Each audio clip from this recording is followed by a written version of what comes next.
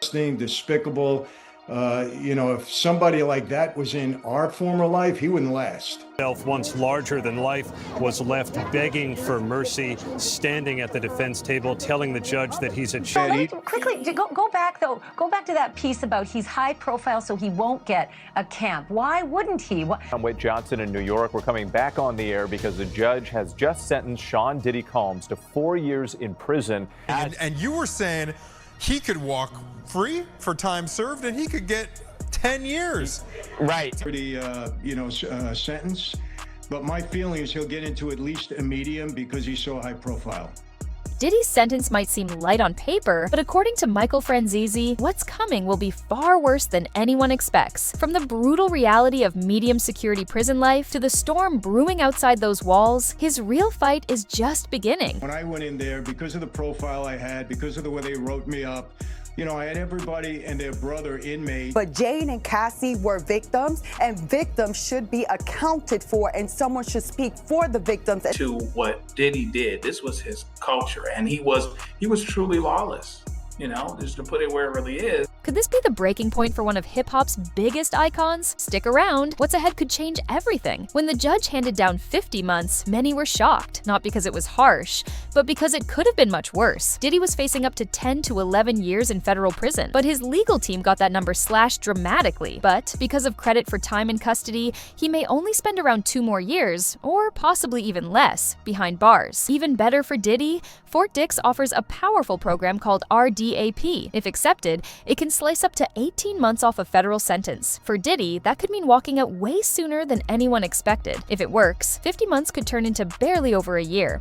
With 50 months in the federal system, you only do 85% of that. So you take away about 8 months or so, that's 42 months. That the judge was getting ready to really throw the book at Diddy. And then ultimately, I think 50 months is not that. Weighing all of the relevant factors, the court determines that the sentence is 50 months of incarceration. And this part is key. His legal team has already pushed hard to get him housed at FCI Fort Dix, a low-security federal prison in New Jersey. That's close to home, more controlled, and way safer than other options. Now, many fans hoped Diddy would end up in what's called a camp, a minimum security, almost country club-style facility for non-violent offenders. But that's not happening. His fame, profile, and the level of public interest make that almost impossible. The judge is backing that up because the judge says he should be able to serve time somewhere close, again, so his family can come see him. They cried, begging for their father to come home, the judge thanking them for their courage, and again, his... Okay, is this sentence, would you characterize it as a win or a loss for Diddy? Officials know placing someone like him in a camp could be a security nightmare. The reason this is happening? High-profile inmates bring outside attention, create potential safety issues, and disrupt normal prison operations. So instead, Diddy will most likely end up in a medium security facility. That means stricter controls, more limited movement, and a very different daily reality from the cushy image people imagine. But that's not all. Medium security means increased surveillance, higher inmate populations, and less privacy. For someone used to private jets and luxury penthouses, that's going to be a brutal change. Every moment will be monitored, every move restricted. While it's not the maximum he could have faced, it's also not the free pass some people think it is. But Diddy may actually face a nightmare that he never expected. Former American mobster Michael Franzese says these prisons can actually protect high-profile inmates more than camps. Why? Because Diddy's fame and money make him valuable, not just a target. Some inmates see opportunity, but listen to this. Franzese says Diddy's rumored ties to the Tupac and Biggie cases put him at real risk. Some gang members or obsessed fans might not care about his status.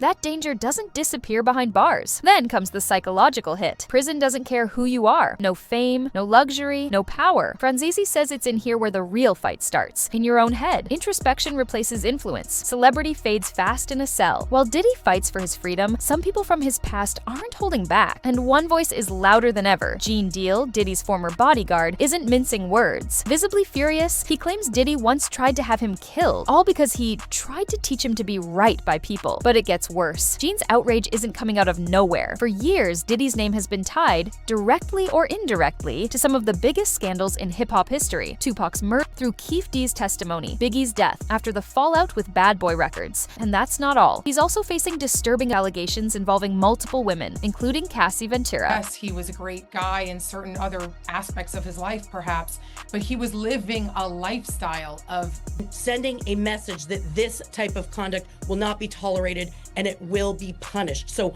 all of that is going. Insiders claim she was both victim and participant, drawing comparisons between Diddy and Jeffrey Epstein and Cassie to Ghislaine Maxwell. From old beefs to explosive allegations, Diddy's past isn't staying buried. It gets even worse for Diddy when, in a dramatic moment, Diddy cried as a video montage of his life played in the courtroom. He was sobbing, and he said that he has lost respect for himself. He lost the respect of his family. After Diddy pleaded for mercy, stood up and addressed the judge inside the courtroom in a shaken voice. Today, he was tearful, emotional, addressing the judge, addressing his family.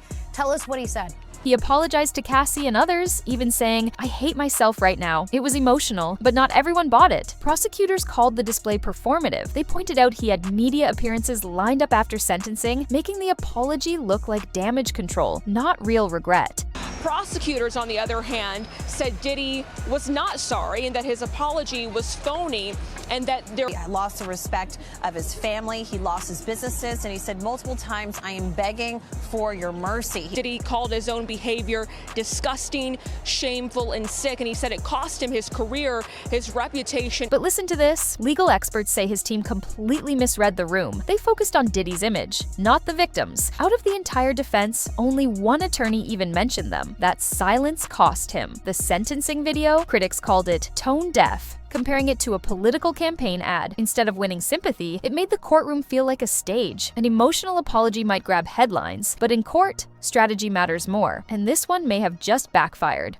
Sean Combs is not getting out of jail today, and the 14-month recommendation that the defense brought has just been thrown completely out the window. Diddy was looking for something like 14 months. As you mentioned, it came back at 4 years. Was there any visible reaction by Combs? Just when things couldn't get worse for Diddy, the Tupac case is heating up again. Keef D, a known Southside Crip and key witness in Tupac's murder investigation, claims Diddy was the one who ordered the hit on Tupac Shakur and Suge Knight. Physical evidence might be thin, but prosecutors are expected to follow the money. If any financial trail links Diddy to the plot, this case could turn from old rumors to a full-blown legal nightmare. And that's not all. With allegations piling up, some are worried about retaliation against people speaking out. One of them, Gene Deal. He's made it clear he's not scared. As he put it, if there was a time to worry, it was when Diddy was free, not now. The Keef D trial could blow this entire story wide open. If a money trail connects back to Diddy, the fallout will be massive. Diddy might have escaped a heavier sentence, but in the court of public opinion, the verdict's still coming. Talk show hosts and analysts are tearing into the case. On major platforms like CNN and shows with Charlemagne, there's a clear message: Diddy benefited from celebrity privilege, but that privilege doesn't make him untouchable. But that's not all. The sentence may be set, but the narrative isn't. This goes beyond courtrooms. His reputation, legacy, and moral image are on trial. Some are even comparing him to Nino Brown, a man who lost control of his empire, just like G-Money in New Jack City. Diddy's biggest battle may not be legal, it's public. His legacy is cracking in real time.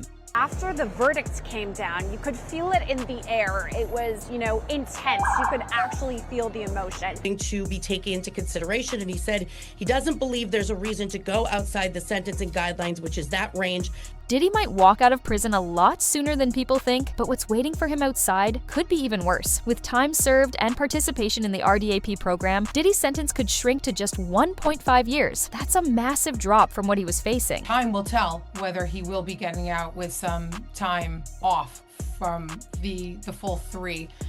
The court is not convinced this would not happen again. The court has considered the programs.